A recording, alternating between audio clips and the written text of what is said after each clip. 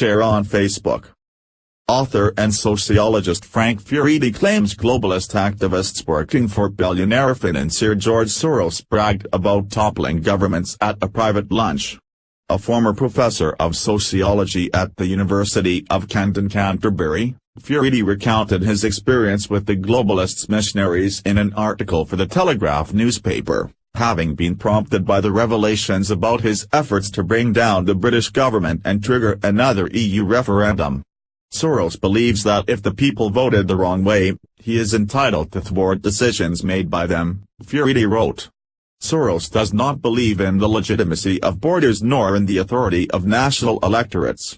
Consequently, he feels entitled to influence and if possible direct the political destiny of societies all over the world. Furedi said his own encounter with the Soros operation took place in the 87-year-old's native Hungary in 2013, at an Open Society Youth Exchange event which brought together so-called civil society activists from across the globe.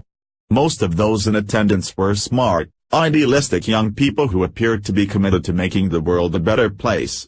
My only concern with the gathering was it regarded its participants as a group of democratic missionaries, who would go back to homes to spread the good word. It was later during lunch at a plush Budapest hotel that I encountered the full force of the arrogant ethos promoted by the Soros network of organization.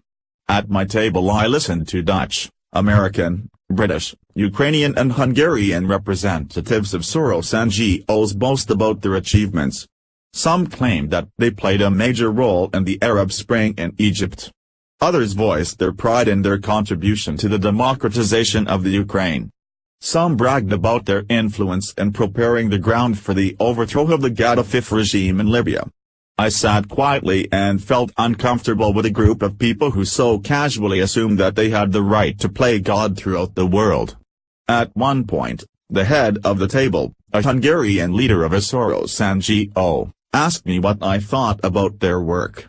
Not wishing to offend, I quietly remarked that I wasn't sure whether the external imposition of their idea of democracy on the people of Libya was legitimate nor that it would work.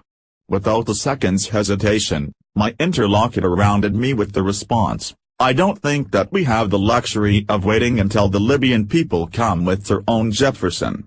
Furedi recalled being alarmed by the haughty tone with which she lectured me about performing the role of Thomas Jefferson in countries like Libya, which was transformed into a failed state where jihadists are at large, black Africans are sold openly in slave markets, and criminal people smugglers coin a handsome profit ferrying illegal migrants to Europe, often with the assistance of NGOs linked to Soros. Furedi, who like Soros has a Hungarian Jewish background, also took aim at defenders of Soros by accusing his critics of anti-Semitism.